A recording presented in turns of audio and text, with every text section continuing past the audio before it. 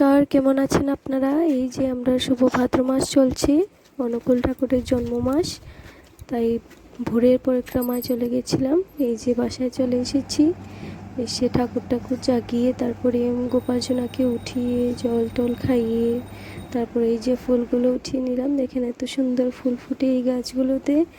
গাছগুলো পিছনে থাকায় ভালো আর থাকে, সামনে থাকলে মানুষ অন্ধকারে লাইট নিয়ে বেরিয়ে পড়ে ফুল তোলার জন্য। গাছটা ছিঁড়ে ক্লাস এই যে সব কাজকর্ম শেষ করে এখন উঠোনটা ঝাড় দিয়ে তারপরে এই যে তুলসী গাছের নিচটা একটু জল দিয়ে ধুয়ে দেবো পরিষ্কার করে, নাহলে দেখতে ভালো লাগে না একদম। এই যে ঠাকুর ঘরে এসে সাগুটা ভিজিয়ে দিচ্ছি। আজকে একাদশী, শুভ পার্শ্ব একাদশী।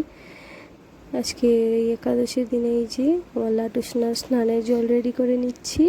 তারপরে লাড্ডু সোনাকে স্নান করিয়ে তারপর অন্য কাজকর্ম করব। আগে ঠাকুরটা দিলে তারপর ভালো লাগে আর কি, মনটা ফ্রেশ হয়ে যায়। এই যে যা ফল ছিল তা বানিয়ে নিচ্ছি, নিয়ে তারপরে ঠাকুরকে ভোগ লাগাবো।